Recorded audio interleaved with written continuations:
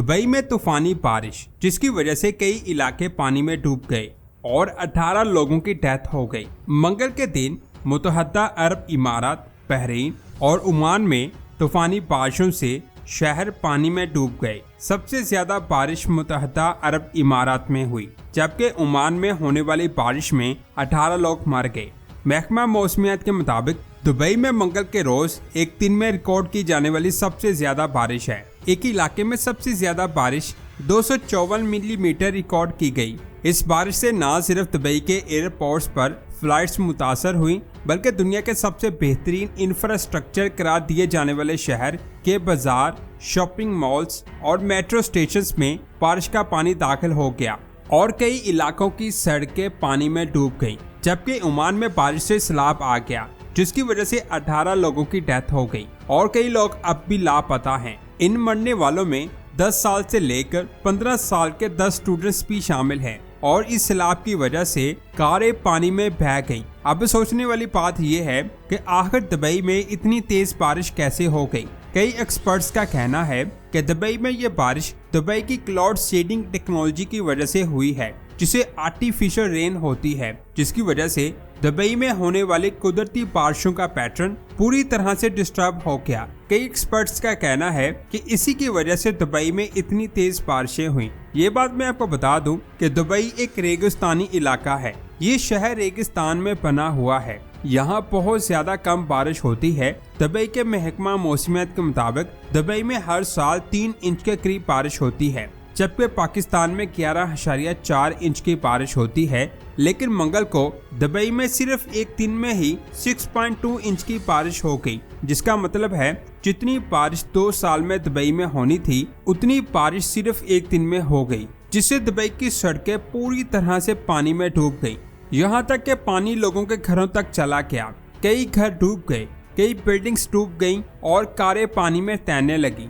यानी एकदम से दुबई का इंफ्रास्ट्रक्चर पूरी तरह से डिस्टर्ब हो गया। ये सब क्लाइमेट चेंज की वजह से हो रहा है, जिसकी वजह से बारिशें एक मिकदार से ज्यादा हो रही हैं। इस वीडियो को देखें, जिसमें आप देख सकते हैं कि जहाज पानी में तैर रहा है और दुबई का एयरपोर्ट पानी में डूबा हुआ है। तेज बारिश की वजह से दुबई की हुकूमत ने हाई अलर्ट जारी कर दिया कि कोई भी अपने घरों से बाहर ना निकले। यहाँ पर पानी ज्यादा था, वहाँ से लोगों को निकाला जा रहा है। असल में जैसे कि मैंने पहले ही बताया कि दुबई में इतनी ज्यादा बारिशें नहीं होती, जिसकी वजह से दुबई का इंफ्रास्ट्रक्चर भी ऐसे ही बनाया गया है। जब अब बारिश हुई तो पानी निकलने के लिए कोई स्ट्रक्चर नहीं था, जिससे पानी सड़कों पर लोगों के घरों में दाखिल होने लगा और दुबई के लोगों को परेशानी का सामना करना पड़ रहा है।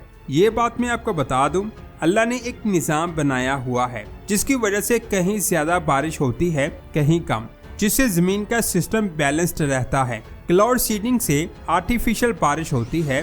क्लाउड सीडिंग से आर्टिफिशियल बारिश उन जगहों पर करवाई जाती है यहाँ पर बारिश बहुत ज्यादा कम होती है, यानी यहाँ सूखा बहुत ज्यादा हो और वहाँ बारिशें ना हो रही हों। तो उस चीज को खत्म करने के लिए आर्टिफिशियल तरीके से पानी को गिराया जाता है, इससे सूखा खत्म हो जाता है। इस टेक्नोलॉजी को डिस्कवर हुए 70 साल हो चुके हैं और अब तक ये टेक्नोलॉजी बहुत ज्यादा डेवलप हो चुकी है। लेकिन इस चीज का असर कई जानदारों पर भी पड़ सकता है, क्योंकि बहुत से जानवर ऐसे हैं जो सूखे में रहते हैं। अल्लाह ने एक इकोसिस्टम बनाया है। इस आर्टिफिशियल रेन से पूरी फूड चेन डिस्टर्ब हो सकती है। पिछले कुछ सालों से दुबई में क्लाउड सीडिंग बहुत ज्यादा करवाई जा रही थी, क्योंकि जैसा कि मैंने बताया दुबई रेगिस्तान में मौजूद है। यहाँ बहुत कम बारिश होती है, जिसकी वजह से दुबई का टेम्परेचर बहुत ज्यादा बढ़ जाता है, जिसे कम करने के लिए क्लाउड सीडिंग का इस्तेमाल किया जाता था, जिससे टेम्परेचर थोड़ा कम हो जाता। अब इसका इफेक्ट कैसे होता है? जब सूरज की रोशनी पानी पर पड़ती है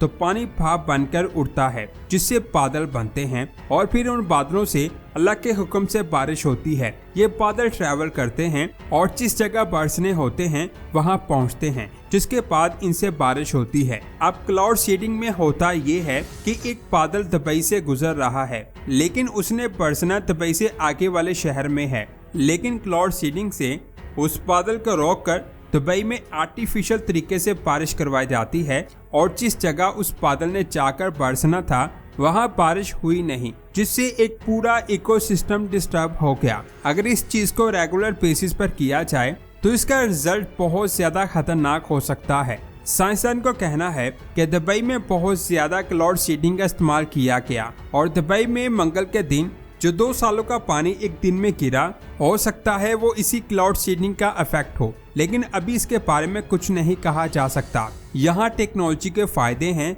वहाँ टेक्नोलॉजी के बहुत ज्यादा नुकसान भी हैं। दुबई, बहरीन और ओमान में खतरनाक बारिशें हुई हैं और ओमान में सैलाब भी आ चुका है, जिससे 18 लोग मर चुके हैं और कई लोगों का नहीं पता चल सका और दुबई में अभी तक एक भी डेथ सामने नहीं आई।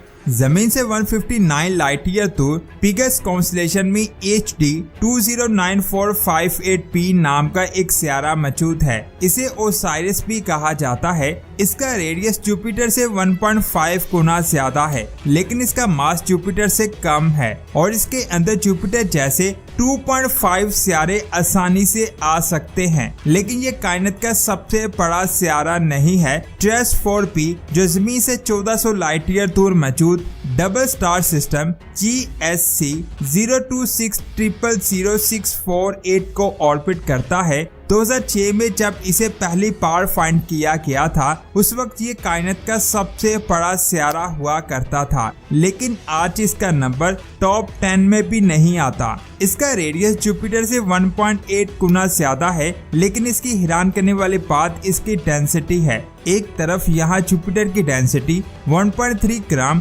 सेंटीमीटर क्यूब है, वहीं इस सियारे की डेंसिटी सिर्फ और सिर्फ 0.2 ग्राम सेंटीमीटर क्यूब है। यानी ये इतना हल्का है कि अगर आप इस सियारे को पानी पर रखोगे तो ये डूबेगा नहीं, बल्कि पानी पर तैरने लगेगा। इसके बाद बात करते हैं CHA 110913-773444 की, जो जमीन से 529 लाइट ईयर दूर मौजूद है। ये सियारा जुपिटर से 1.8 गुना ज्यादा बड़ा है। 2004 में इसे स्पिट्जर स्पेस टेलीस्कोप और हबल स्पेस टेलीस्कोप ने मिलकर फाइंड किया था। इसका मास जुपिटर से 8 गुना ज्यादा है, लेकिन इसकी हैरान करने वाली बात ये है कि ये सियारा किसी भी स्टार के गिर्द ऑर्बिट नहीं करता, यानी ये एक आवारा सियारा है और कायनात में इतने बड़े आवारा सियारे बहुत कम देखने को मिलते हैं। साइंसदान का कहना है कि ये सियारा 1 करोड़ साल पुराना है और इसके गिर्द एक डिस्क भी दिखाई देती है, यानी अभी भी इसकी फॉर्मेशन हो रही है। हो सकता है कि अपने स्टार की ग्रेविटी की वजह से ये अपने सोलर सिस्टम से बाहर निकल गया हो और स्पेस में आवारा घूमने लग गया। कुछ साइंसदान का कहना है कि ये एक आवारा सियारा नहीं है, बल्कि एक ब्राउन ड्वार्फ स्टार है, जिसकी फॉर्मेशन अभी भी हो रही है। वैसे आपका इसके बारे में क्या कहना है, नीचे कमेंट्स करके जरूर बताएं। इस वीडियो को अपने फ्रेंड्स के साथ लाजमी शेयर करें और हमारे चैनल को सब्सक्राइब करके बेल आइकन को प्रेस करें। मिलते हैं एक और शानदार वीडियो में। अपना बहुत सारा ख्याल रखें। अल्लाह हाफिज।